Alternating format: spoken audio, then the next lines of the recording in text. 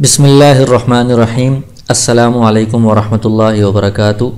یہ مختصر القدوری کا سبق نمبر 52 ہے۔ اس سبق میں آپ کتاب الودیعہ اور کتاب العاریہ پڑھیں گے۔ تو سب سے پہلے یہ ودیعت کے بارے میں یہ باب ہے۔ ودیعت کہتے ہیں امانت کو۔ ایک بندہ دوسرے کے پاس کوئی چیز امانت رکھواتا ہے حفاظت کے لیے، اس کو ودیعت کہا جاتا ہے۔ تو اس میں وہ جو بندہ امانت رکھوانے والا ہے، جس کی وہ چیز ہے، جو چیز کا مالک ہے،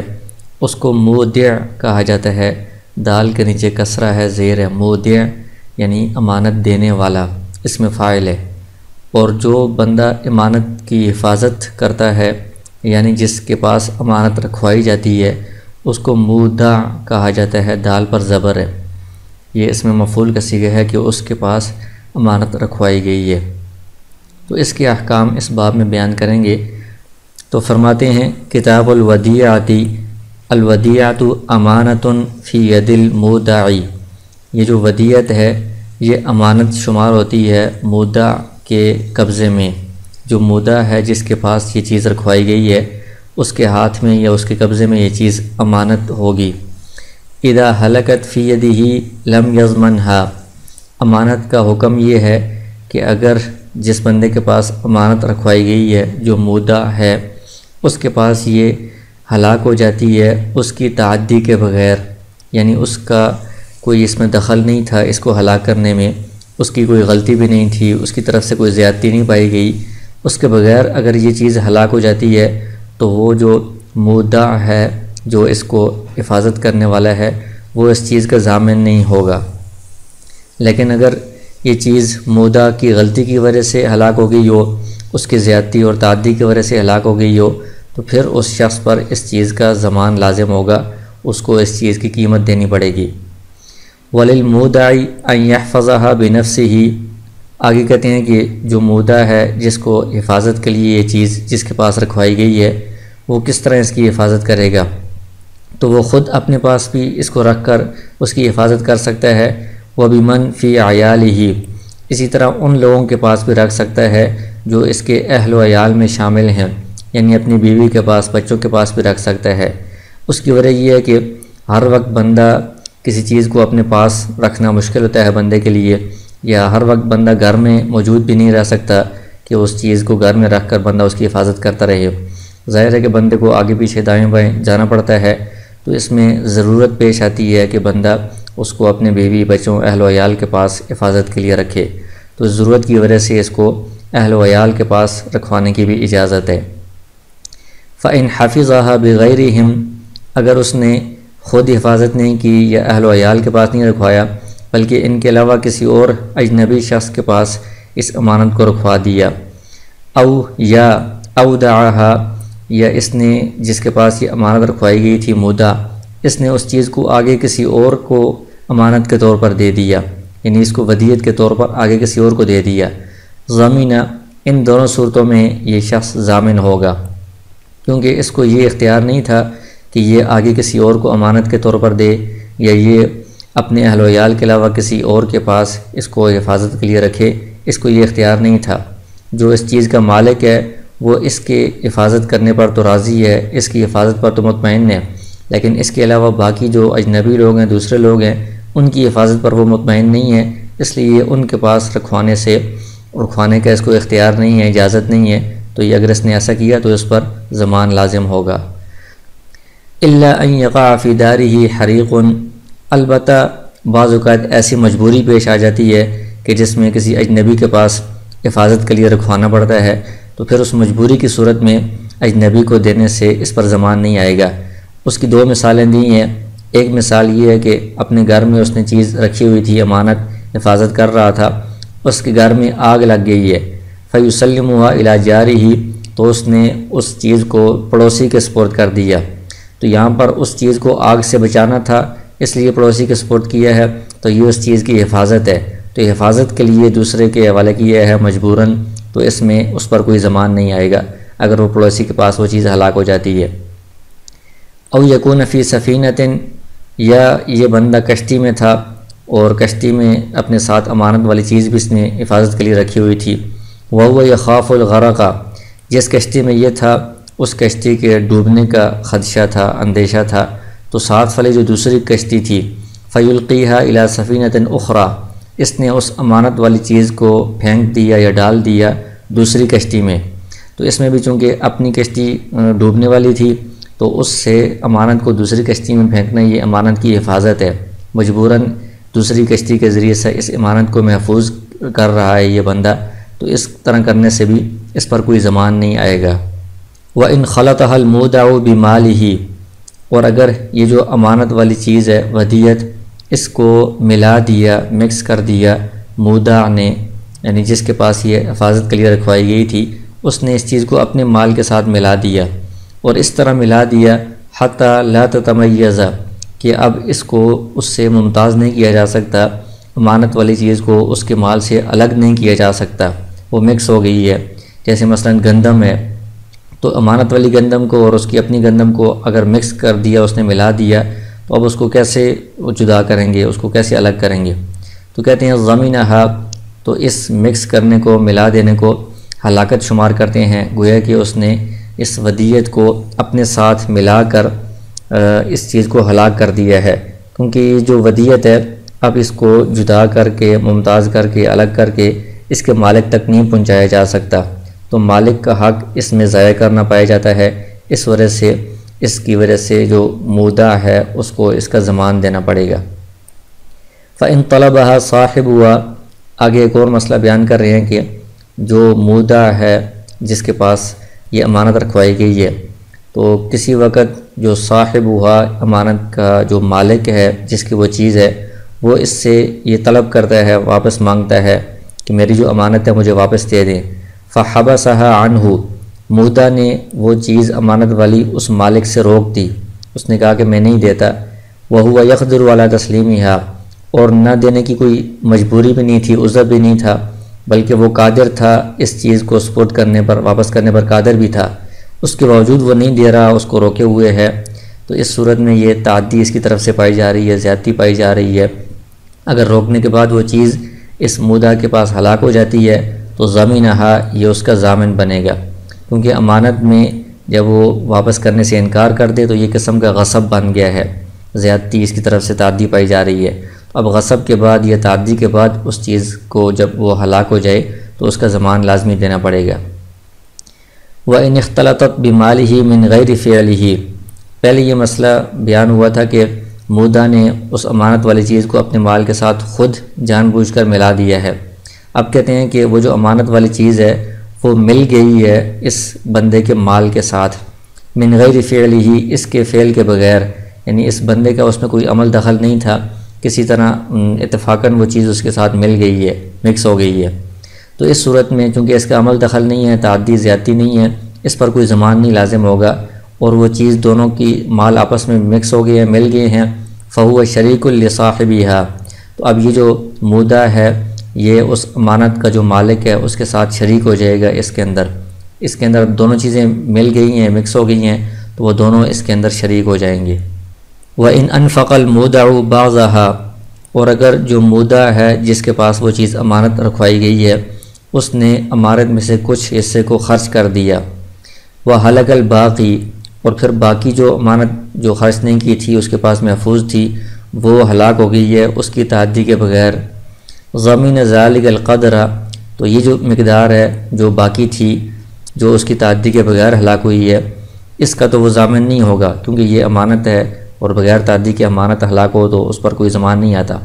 لیکن جتنی مقدار اس نے خرچ کر دی تھی اس میں چونکہ اس کو خرچ کرنے کا اختیار نہیں تھا، اجازت نہیں تھی، تو اتنی مقدار میں اس نے تعدی کی ہے، زیادتی کی ہے، تو جتنی مقدار خرچ کی تھی اتنی مقدار کا وہ ضامن ہوگا۔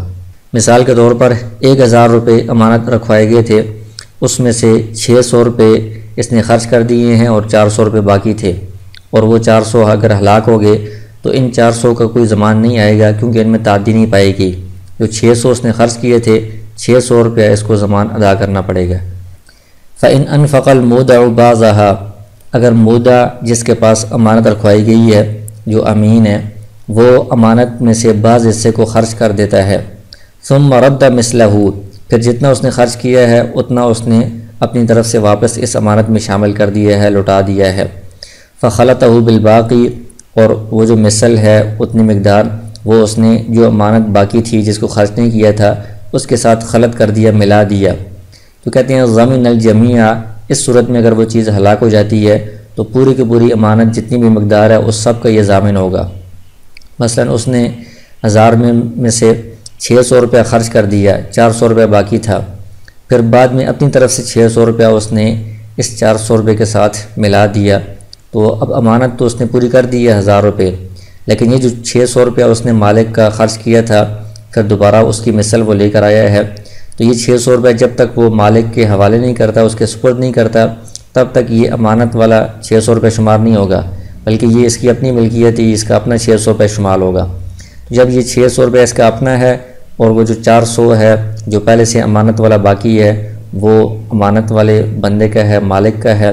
تو اس نے اپنے 600 کو اس امانت والے 400 کے ساتھ ملا دیا ہے، خلط کر دیا ہے۔ تو یہ وہی والا مسئلہ بن گیا ہے کہ اپنے مال کو امانت والے مال کے ساتھ جان بوجھ کر بندہ ملا دے، خلط کر دے، مکس کر دے، تو اس صورت میں اس چیز کا بندہ ضامن ہوتا ہے۔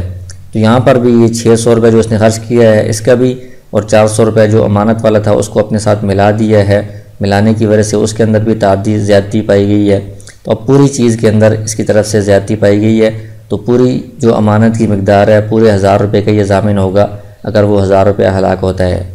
وَإِذَا تَعَدَّى الْمُودَعُ فِي الْوَدِيعَةِ، آگے کہتے ہیں کہ اگر مودع جو امانت دار ہے جس نے اس امانت کی حفاظت کی ہوئی ہے وہ اس ودیعت والی امانت والی چیز کے اندر کوئی تعدی کرتا ہے، زیادتی کرتا ہے، مثال یہ ہے کہ بِأَنْ دَابَّةً فَرَكِبَهَا، جانور کسی نے دوسرے کے پاس امانت رکھوایا ہے تو جو امین ہے وہ اس کے اوپر سواری اس نے شروع کر دی ہے، او ثوباً، یا وہ کپڑا تھا، فَلَبِسَهُ، اس بندے نے اس کو پہن لیا، او عبداً، یا وہ غلام تھا، فَاسْتَخْدَمَهُ، جو مودع ہے اس نے اس غلام سے خدمت لینی شروع کر دی، او اودعها عند غیرہ، یا کوئی امانت والی چیز تھی جو مودع ہے اس نے اس کو کسی غیر کے پاس امانت رکھوا دی، یعنی اپنے اہل و عیال کے علاوہ کسی اور کے پاس اس نے اس کو امانت کے طور پر رکھوا دیا، تو ان سب کاموں کا اس کو اختیار نہیں تھا، ان کی اجازت نہیں تھی۔ ثم ازال التعدیہ،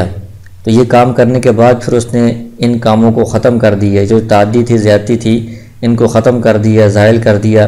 یعنی جانور پر سواری اس نے چھوڑ دی، کپڑا پہننا چھوڑ دیا، غلام سے خدمت لینا چھوڑ دی، اور غیر کو جو ودیعت دی تھی اس سے واپس لے لی، وردھا الی یدہ، وہ چیز واپس اپنے قبضے میں اس نے لے لی، اس کو محفوظ رکھا، اور اس استعمال وغیرہ کرنے کی وجہ سے اس چیز کے اندر کوئی فرق بھی نہیں پڑا، یعنی وہ چیز ہلاک بھی نہیں ہوئی اور اس کی اندر کوئی عیب نقص وغیرہ بھی پیدا نہیں ہوا، تو ان سب صورتوں میں زال الزمان، وہ زمان زائل ہو جائے گا، کیونکہ زمان اس وجہ سے آیا تھا کہ اس نے تعدی کی تھی، اور تعدی چونکہ ختم ہو چکی ہے تو جو زمان کا سبب ہے تعدی، جب وہ سبب نہیں رہا تو اب زمان بھی نہیں رہے گا۔ یہ اس صورت میں ہے کہ جب تعدی کی وجہ سے وہ چیز بالکل صحیح سالم ہے، یعنی اس میں نقص بھی نہیں آیا اور وہ ہلاک بھی نہیں ہوئی، اگر وہ ہلاک ہو گئی تھی تو پھر تو لازمی اس پر زمان آئے گا کیونکہ اس کی طرف سے تعدی پائی گئی ہے۔ فَإِن طَلَبَهَا صَاحِبُهَا، آگے ایک اور مسئلہ بیان کر رہے ہیں کہ اگر اس مودع سے جو صاحبها امانت کا مالک ہے، جس بندے نے چیز رکھوائی ہے، یہ اس مودع سے اس امانت کو طلب کر رہا ہے، فَجَحَدَهُ، مودع نے اس چیز کا انکار کر دیا، إِيَّاهَا، یہ امانت کہ آپ نے میرے پاس کوئی امانت نہیں رکھوائی، ضَمِنَهَا، تو اس صورت میں چونکہ انکار کی وجہ سے وہ بندہ غاصب بن جاتا ہے، اس کی طرف سے زیادتی اور تعدی پائی جاتی ہے، تو اب اگر وہ چیز ہلاک ہوتی ہے تو یہ مودع اس کا ضامن بنے گا۔ فَإِنْ عَادَ إِلَى الْإِعْتِرَافِ، اگر شروع میں انکار کیا تھا، انکار کی وجہ سے وہ اس کا ضامن بن گیا تھا، بعد میں اگر یہ دوبارہ اعتراف بھی کرتا ہے کہ واقعی تم نے میرے پاس امانت رکھوائی ہے اور میں آپ کو دینے کے لیے تیار ہوں، تب بھی لم یبرأ من الزمان، یہ زمان سے بری نہیں ہوگا، کیونکہ ایک مرتبہ جب اس نے انکار کیا تو اس کی امانت والی جو حیثیت تھی وہ ختم ہو گئی ہے، اب جب تک وہ چیز مالک کے حوالے نہیں کر دیتا تب تک اس کا جو زمان ہے وہ ختم نہیں ہوتا، یا جب تک اعتراف کرنے کے بعد جو مالک ہے وہ دوبارہ اس کو نئے سرے سے مودع نہیں بناتا، یہ نہیں کہتا کہ اب میں دوبارہ آپ کے پاس یہ چیز امانت کے طور پر رکھوا رہا ہوں، تب تک یہ جو پچھلا زمان ہے، وہ جو پچھلی تعدی ہے، یہ جو پچھلا غصب ہے، اس کی حیثیت ختم نہیں ہو رہی، اس لیے وہ زمان بھی ختم نہیں ہوگا۔ وَلِلْمُودَعِ أَن يُسَافِرَ بِالْوَدِيعَةِ، جو مودع ہے جس کے پاس امانت رکھوائی گئی ہے حفاظت کے لیے، تو وہ ودیعت کو ساتھ لے کر سفر کر سکتا ہے۔ وَإِن كَانَ لَهَا حَمْلٌ وَمُؤْنَةٌ، اگرچہ اس کو اٹھانے میں مشقت بھی ہو، خرچہ بھی آتا ہو، تب بھی وہ اس کو ساتھ لے کر سفر کر سکتا ہے۔ لیکن یہ اس وقت ہے کہ جب مالک نے سفر میں ساتھ لے جانے سے منع نہ کیا ہو، یا سفر میں لے جا کر اس امانت کے ہلاک ہونے اور ضائع ہونے کا خدشہ نہ ہو، تب یہ سفر میں ساتھ لے کر جا سکتا ہے۔ اگر مالک نے منع کیا ہو سفر میں لے جانے سے، یا سفر کے اندر اس چیز کے ہلاک ہونے کا، ضائع ہونے کا خدشہ ہو، پھر اس کو سفر میں امانت لے جانے کی اجازت نہیں ہوگی۔ وَإِذَا أَوْدَعَ رَجُلَانِ عِنْدَ رَجُلٍ وَدِيعَةً، کہتے ہیں کہ دو بندے تھے، ان کی کوئی چیز تھی، انہوں نے ایک بندے کے پاس امانت رکھوائی ہے کہ آپ اس کی حفاظت کریں۔ ثُمَّ حَضَرَ أَحَدُهُمَا، بعد میں ان دو بندوں میں سے ایک بندہ اس کے پاس آتا ہے، حاضر ہوتا ہے، طَلَبَ نَصِيبَهُ مِنْهَا، وہ اس میں سے جو اپنا حصہ ہے اس کا مطالبہ کرتا ہے کہ اس میں سے آدھا میرا ہے، آدھا حصہ میرے حوالے کر دیں۔ تو امام ابو حنیفہ رحمہ اللہ فرماتے ہیں لم يدفع الیہ شیئا، جو مودع ہے، جو امین ہے، وہ اس کو کچھ بھی نہیں دے گا، اس کا اپنا آدھا حصہ بھی ایک بندے کو نہیں دے گا، حتی یحضر الآخر، یہاں تک کہ دوسرا بندہ نہ حاضر ہو جائے۔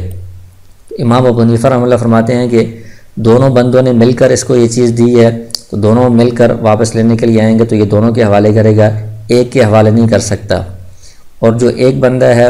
اس کا حصہ چونکہ اس پوری چیز کے اندر مشترک طور پر ہے، اور وہ ابھی اپنا حصہ جو مانگ رہا ہے تو وہ تقسیم کر کے الگ کر کے مانگ رہا ہے، تو جو امین ہے، مودع ہے، اس کو اس چیز کے تقسیم کرنے کا اور حصہ الگ کرنے کا اختیار نہیں ہے، لہٰذا یہ اس کا حصہ تقسیم کر کے الگ کر کے اس کو نہیں دے سکتا،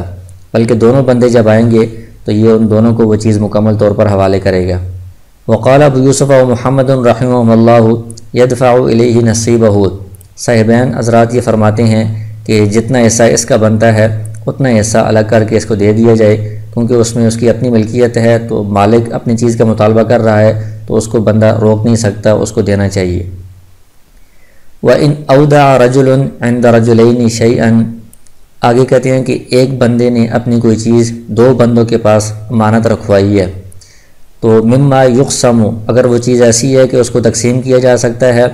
تو لم یجوز ان یدفعہ احدہما الی الآخر، تو اب وہ پوری کی پوری چیز ایک بندہ دوسرے کے پاس نہیں رکھوا سکتا، یعنی وہ جو چیز ہے دو بندوں کے پاس امانت ہے، تو اس بندے نے دو بندوں کے اوپر اعتماد کیا ہے، دو بندوں کی حفاظت کے اوپر یہ مطمئنہ راضی ہے، تو وہ دونوں میں سے ایک بندہ اس پوری چیز کی حفاظت کرے اور ایک بندہ دوسرے کے حوالے کر دے اس پوری چیز کو، اس کی اجازت نہیں ہے، کیونکہ ایک بندے کی حفاظت پر وہ مطمئن نہیں ہے، راضی نہیں ہے۔ لیکنہما یقتسمان ہی، کیونکہ وہ چیز تقسیم ہو سکتی ہے تو اس لیے اس چیز کو وہ تقسیم کریں گے، آدھا آدھا کریں گے۔ فیحفظ کل واحد منہما نصفہ، تو دو بندے جو امین ہیں ان میں سے ہر ایک آدھی آدھی چیز کی حفاظت کرے گا، تو اس طرح دونوں بندوں کی طرف سے اس چیز کی حفاظت پائی جائے گی، اور جو مالک ہے وہ بھی یہی چاہ رہا تھا کہ دونوں اس کی حفاظت کریں۔ وَإِنْ كَانَ مِمَّا لَا يُقْسَمُ، لیکن اگر وہ چیز ایسی ہے کہ اس کی تقسیم نہیں ہو سکتی، تو اس صورت میں اس کو آدھا آدھا کر کے دونوں حفاظت تو نہیں کر سکتے، تو جاز ان یحفظ احدہما باذن الآخر، اس صورت میں ایک بندہ اس کی حفاظت کرے دوسرے کی اجازت سے، تو یہ جائز ہے،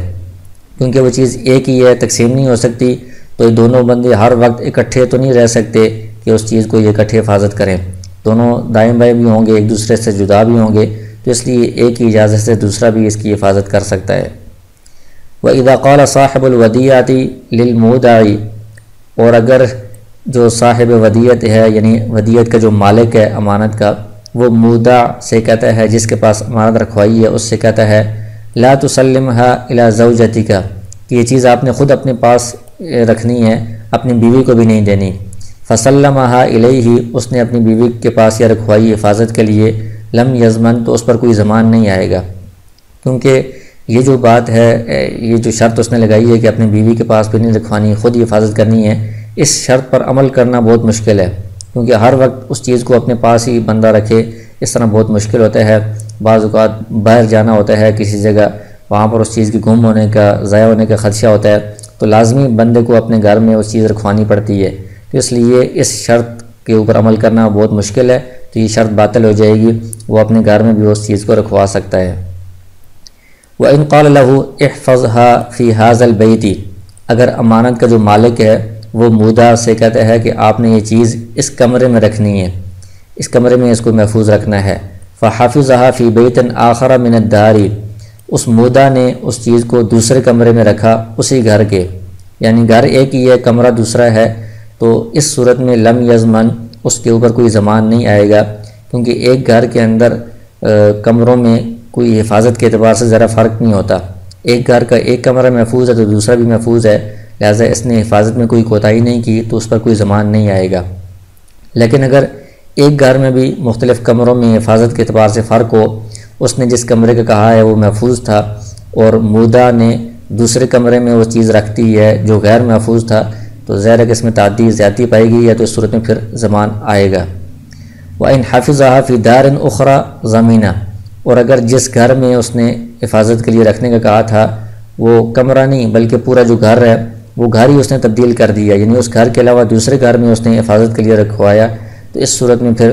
ضرور اس پر ضمان آئے گا، کیونکہ ہر گھر وہ حفاظت کے اعتبار سے اس کی حیثیت مختلف ہوتی ہے، بعض گھر محفوظ ہوتے ہیں بعض محفوظ نہیں ہوتے، تو اس لیے دوسرے گھر میں منتقل کرنے کی وجہ سے اس پر ضمان آئے گا۔ آگے دوسرا باب ہے کتاب العاریہ، عاریہ سے متعلق۔ عاریہ کہتے ہیں کہ کسی سے عاریتاً کوئی چیز لینا، یعنی کوئی چیز اس طرح لینا کہ اس کو استعمال کر کے پھر یہ چیز واپس آپ کو دے دیں گے، تو اس میں کوئی اجرت بھی نہیں ہوتی، منافع بندہ استعمال کرتا ہے بغیر عوض کے، اس کو عاریت کہا جاتا ہے۔ تو جو بندہ اس چیز کا مالک ہوتا ہے جو عاریتاً کوئی چیز دیتا ہے اس کو معیر کہا جاتا ہے، معیر، اور جو بندہ عاریتاً چیز لینے والا ہوتا ہے استعمال کے لیے لیتا ہے اس کو مستعیر کہا جاتا ہے، مستعیر، اور وہ جو چیز ہوتی ہے اس کو عاریت بھی کہتے ہیں اور مستعار بھی کہتے ہیں، مستعار یعنی وہ چیز عاریتاً لی گئی ہے، اس میں مفعول کا صیغہ ہے۔ تو اس کا حکم بیان کر رہے ہیں، العاریۃ جائزۃ، یہ عاریتاً کوئی چیز کسی سے لینا استعمال کے لیے، یہ استعمال کر کے اس کو واپس کر دیں گے، یہ جائز ہے، شریعت میں اس کی اجازت دی گئی ہے۔ وہی تملیک المنافع بغیر عوض، یہ اس کی تعریف ہے، عاریت کہتے ہیں کہ کسی کو منافع کا مالک بنانا بغیر عوض کے،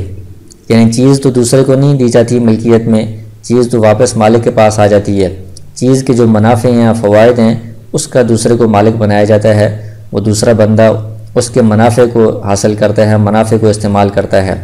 اور اس کے منافع کے استعمال کرنے پر کوئی عوض اجرت وغیرہ بھی نہیں ہوتی، اس کو عاریت کہا جاتا ہے۔ تو اس میں چونکہ منافع کہا ہے، تملیک العین نہیں کہا، تو ہبہ کے اندر کیا ہوتا ہے، اس میں بغیر عوض کے کسی چیز کا مالک بنایا جاتا ہے، تملیک العین بغیر عوض، تو یہاں پر چیز کا مالک نہیں بناتے بلکہ اس کے منافع کا مالک بناتے ہیں، تو یہ ہبہ سے عاریت مختلف ہے،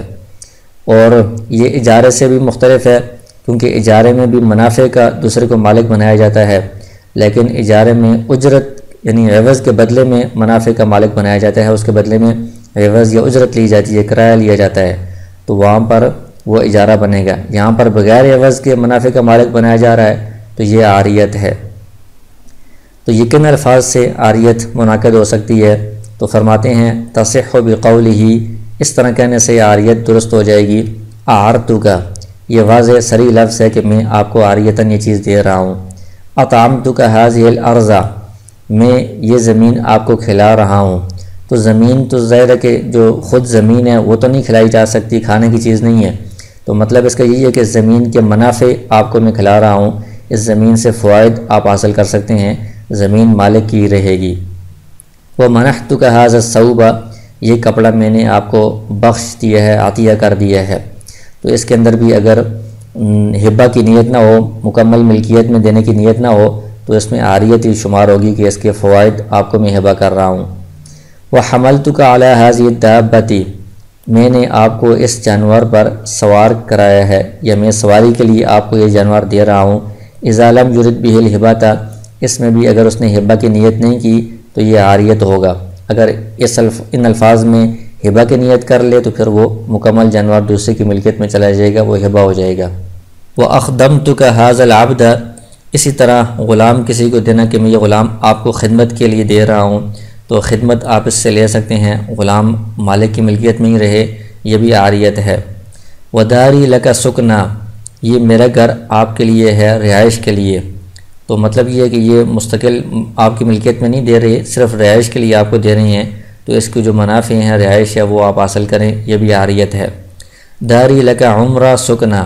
میرا گھر آپ کے لیے ہے ساری عمر کے لیے رہائش کے لیے، مطلب جب تک آپ زندہ ہیں آپ اس میں رہائش اختیار کر سکتے ہیں، تو یہ بھی رہائش کے لیے منافع حاصل کرنے کے لیے دیے جا رہا ہے، تو یہ بھی عاریت ہے۔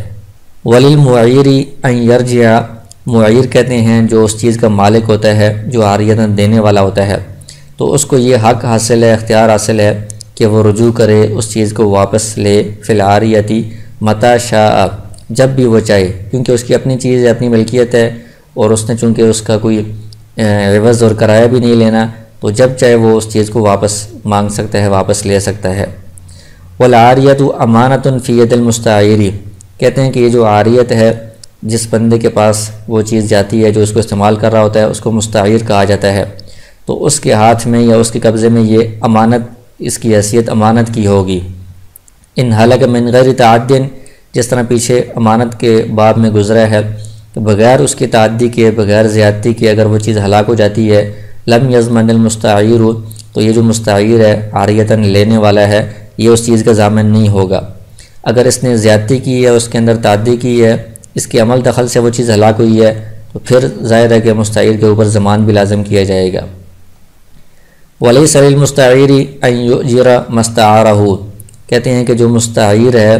جس نے عاریتاً کوئی چیز لی ہے، وہ اس چیز کو آگے اجارے پر نہیں دے سکتا۔ استعارہ یعنی جس چیز کو اس نے عاریتاً لیا ہے، اس چیز کو آگے وہ اجارے پر، کرائے پر دے دے، اس کی اس کو یہ اجازت نہیں ہے، اس کو اختیار حاصل نہیں ہے، کیونکہ وہ جو چیز ہے اس چیز کے منافع اس کو بغیر عوض کے مفت میں دیے گئے ہیں، تو یہ ان منافع کو آگے عوض کے بدلے میں یعنی کرائے کے بدلے میں آگے ان کو کسی دوسرے کو مالک نہیں بنا سکتا، کسی دوسرے کو نہیں دے سکتا۔ اور یہ جو عاریت ہے یہ کم درجے کی چیز ہے، اور اجارہ اس سے اعلیٰ درجے کی چیز ہے، تو عاریت پر کسی کو کوئی چیز دینا یہ اجارے کو اپنے ضمن میں شامل نہیں ہوتا، یعنی کسی کو عاریت پر دینا یہ اس بات کی اجازت کو شامل نہیں ہوتا کہ وہ آگے کسی کو اجارے پر دے سکتا ہے، تو عاریت کے اندر اجارہ شامل نہیں ہو سکتا، تو یہ عاریت پر لینے والا آگے اجارے پر نہیں دے سکتا۔ فَإِنْ آجَرَهُ فَهَلَكَ ضَمِينًا، تو چونکہ اس کو آگے اجارے پر دینے کا اختیار نہیں ہے، اگر اس نے پھر بھی آگے اجارے پر اس چیز کو دے دیا، کرائے پر دے دیا، تو چونکہ اس نے زیادتی کی ہے، تعدی کی ہے، وہ چیز ہلاک ہو جاتی ہے، تو اس پر ضمان آئے گا۔ وَلَهُ أَن يُعِيرَهُ، اور یہ جو عاریت پر لینے والا ہے یہ آگے کسی اور کو عاریت کے طور پر دے سکتا ہے، استعمال کے لیے دے سکتا ہے، لیکن اس کے لیے شرط کیا ہے؟ اذا كان المستعار، جب وہ چیز جو عاریتاً لی گئی ہے اس کو مستعار کہا جاتا ہے، مما، وہ ان چیزوں میں سے ہو، لا يختلف باختلاف المستعمل، کہ وہ استعمال کرنے والے کے مختلف ہونے سے وہ چیز مختلف نہ ہوتی ہو، یعنی ایسی چیز ہے کہ اس کو کوئی بھی بندہ استعمال کرے تو اس کے استعمال کی وجہ سے اس میں کوئی فرق نہیں پڑتا، کوئی نقصان نہیں ہوتا، تو ایسی چیز یہ بندہ عاریت پر لے کر کسی دوسرے کو بھی استعمال کے لیے، عاریت کے لیے دے سکتا ہے، کیونکہ یہ اس کے منافع کا خود مالک ہے، بغیر عوض کے خود منافع حاصل کر رہا ہے، تو بغیر عوض کے دوسرے کو بھی منافع کا مالک بنا سکتا ہے، دوسرے کو بھی استعمال کے لیے دے سکتا ہے۔ لیکن اگر وہ چیز ایسی ہے کہ بندوں کے استعمال کرنے والوں کے مختلف ہونے سے مختلف ہو جاتی ہے،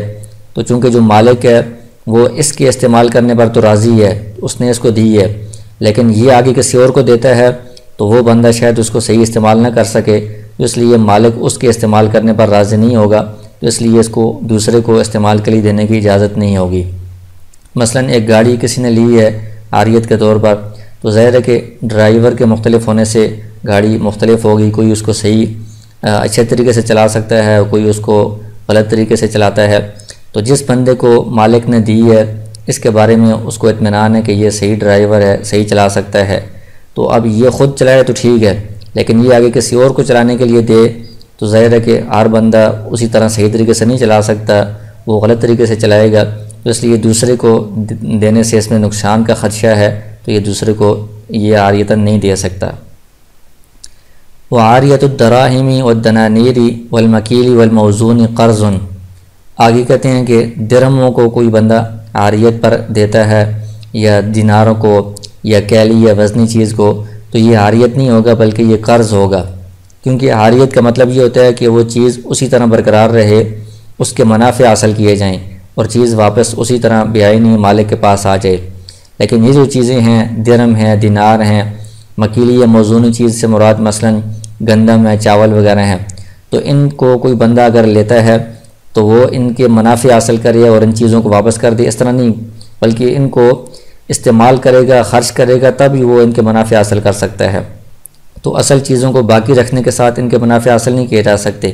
جب وہ ان کو استعمال کرے گا اور پھر اس کے بدلے میں دوسری اس کا جو بدل ہے یا مثل ہے وہ دے گا، تو اس کو قرض کہا جا سکتا ہے، عاریت پھر نہیں شمار ہوگی۔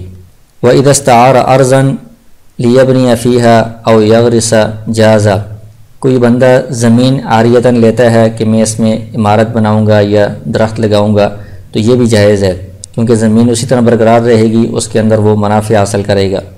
وَلِلْمُعِيرِ أَنْ يَرْجِعَ عَنْهَا، اگر وقت مقرر نہ کیا ہو کہ کتنے عرصے کے لیے عاریتاً لے رہا ہے، تو پھر جو معیر ہے، زمین کا جو مالک ہے، جو عاریتاً دینے والا ہے، اس کو یہ اختیار ہے کہ وہ اس سے رجوع کر لے، یعنی زمین واپس لے لے، اور یکلفہ قلع البناء والغرس، اس کو وہ مکلف بنائے کہ آپ اپنی عمارت اکھاڑ دیں، درخت اکھاڑ دیں، تو اس کو توڑنے کا اور اکھاڑنے کا مکلف بنائے اور کہے کہ زمین خالی کر کے مجھے واپس کر دے، کیونکہ وقت بھی مقرر نہیں ہے اور کوئی عوض وغیرہ بھی نہیں ہے، اجرت بھی نہیں ہے، تو اس کی اپنی ملکیت ہے، جب بھی چاہیے اس کو خالی کرا کے واپس لے سکتا ہے۔ فَإِن لَمْ يَكُنْ وَقَّتَ الْعَارِيَةَ فَلَا ضَمَانَ عَلَيْهِ، اگر کوئی وقت مقرر نہیں کیا تھا تو اس طرح توڑنے کی وجہ سے یا درخت اکھاڑنے کی وجہ سے جو نقصان ہوا ہے اس بندے کا، مستعیر کا، تو اس کا ضمان اس معیر پر، زمین کے مالک پر نہیں آئے گا، کوئی ضمان اس پر لازم نہیں کریں گے، کیونکہ اس کی طرف سے کوئی دھوکہ یا کوئی زیادتی نہیں پائی گئی ہے۔ وہ جو مستعیر ہے اس نے خود اپنی غلطی سے دھوکہ کھایا ہے کہ اس نے وقت مقرر کیے بغیر ہی اس میں تعمیر کر دی ہے، درخت لگا دیے ہیں، تو اس کی اپنی غلطی ہے، لہذا معیر پر، زمین کے مالک پر کوئی ضمان نہیں آئے گا۔ وَإِنْ كَانَتْ وَقَّتَ الْعَارِيَةَ، اور اگر عاریت کا وقت مقرر کر دیا تھا کہ اتنے عرصے کے لیے زمین عاریتاً دی جا رہی ہے، وَرَجَعَ قَبْلَ الْوَقْتِ، پھر مالک زمین نے اس وقت کے پورا ہونے سے پہلے ہی زمین واپس لے لی، تو چونکہ اس نے دھوکہ دیا ہے، وقت کی جو معاہدے کی پابندی نہیں کی اس نے، مالک زمین نے، ضمن المعیر، تو جو معیر ہے، زمین کا مالک ہے، وہ ضامن ہوگا للمستعیر، مستعیر کے لیے، اس عمارت بنانے والے یا درخت لگانے والے کے لیے، ما نقص من البناء والغرس بالقلع، اس عمارت اور درختوں میں جو اکھاڑنے کی وجہ سے نقصان ہوا ہے، اس نقصان کا یہ زمین کا جو مالک ہے یہ ضامن ہوگا، کیونکہ اس صورت میں اس کی طرف سے زیادتی پائی گئی ہے، دھوکہ پایا گیا ہے، معاہدے کی خلاف ورزی پائی گئی ہے۔ وَأُجْرَةُ رَدِّ الْعَارِيَةِ عَلَى الْمُسْتَعِيرِ، آگے کہتے ہیں کہ عاریتاً جو چیز لی گئی ہے، اگر واپس کرنے میں اس میں کوئی خرچہ آتا ہے، کرایہ وغیرہ آتا ہے، تو وہ مستعیر جو عاریتاً لینے والا ہے اس کے اوپر لازم ہوگا، کیونکہ اس نے مفت میں دوسرے کی چیز استعمال کی ہے، اب واپس اس مالک تک پہنچانا بھی اس کی اپنی ذمہ داری ہے۔ وَأُجْرَةُ رَدِّ الْعَيْنِ الْمُسْتَأْجَرَةِ عَلَى الْمُوجِرِ، اور جو چیز اجارے پر لی گئی ہے اس چیز کو واپس کرنے پر اگر اجرت بنتی ہے، کرایہ وغیرہ بنتا ہے، تو وہ موجر جو مالک ہوتا ہے، جو اجارے پر دینے والا ہوتا ہے، اس کے اوپر وہ اجرت لازم ہے۔ جو اجارے پر لینے والا ہے، مستاجر بندہ ہے، اس نے جب اس چیز سے منافع پورے حاصل کر لیے ہیں اور اس چیز کو فارغ کر دیا ہے، اب اس کی ذمہ داری ختم ہو گئی ہے، کیونکہ اس نے مفت میں چیز سے فوائد حاصل نہیں کی ہے، اس نے تو کرایہ دیا ہے، عوض دیا ہے، اب مالک کے اوپر اپنی ذمہ داری ہے کہ وہ اس چیز کو اس کے پاس سے واپس وصول کرے۔ وَأُجْرَةُ رَدِّ الْعَيْنِ الْمَغْصُوبَةِ عَلَى الْغَاصِبِ، اور غاصب نے جو چیز غصب کی ہوئی ہے اس مغصوبہ چیز کو مالک تک واپس جو پہنچانے میں خرچہ آئے گا، کرایہ وغیرہ آئے گا، وہ غاصب پر ہی لازم ہوگا، کیونکہ غاصب نے اس کے اوپر زیادتی کی ہے، اس کی چیز کو بغیر اجازت کے یہ غصب کیا ہے، واپس اس تک پہنچانا یہ غاصب کی ذمہ داری ہے۔ وَأُجْرَةُ رَدِّ الْعَيْنِ الْمُودَعَةِ عَلَى الْمُودِعِ،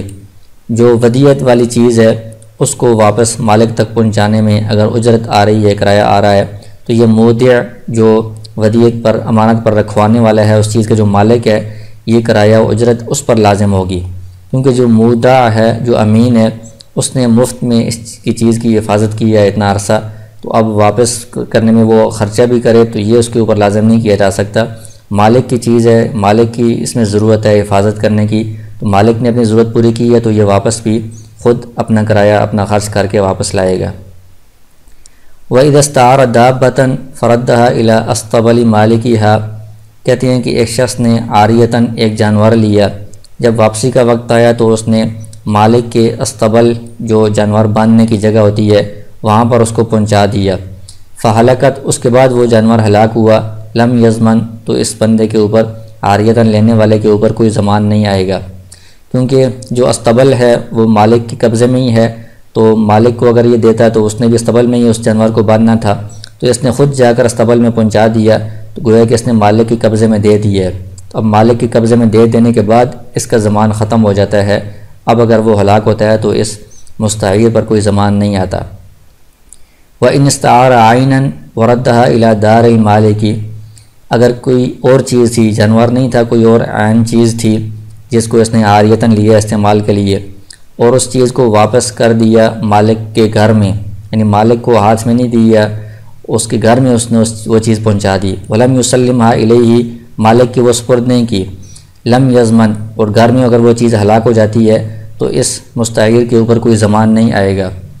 کیونکہ یہ گھر بھی چونکہ مالک کی قبضے میں ہی ہے تو گھر کے اندر پہنچا دینا، یہ بھی مالک کے قبضے میں پہنچا دینا ہے، تو گھر میں پہنچانے کے بعد اس کی ذمہ داری ختم ہو گئی ہے، اب اس پر کوئی ضمان نہیں آئے گا۔ وَإِنْ رَدَّ الْوَدِيعَةَ إِلَىٰ دَارِ الْمَالِكِ وَلَمْ يُسَلِّمْهَا إِلَيْهِ ضَمِينًا، تو عاریت والے مسئلے میں تو گھر میں پہنچا دینا کافی ہے، اس مالک کے حوالے کرنا ضروری نہیں ہے، لیکن جو ودیعت ہے، جو امانت کسی کے پاس رکھوائی گئی ہے حفاظت کے لیے،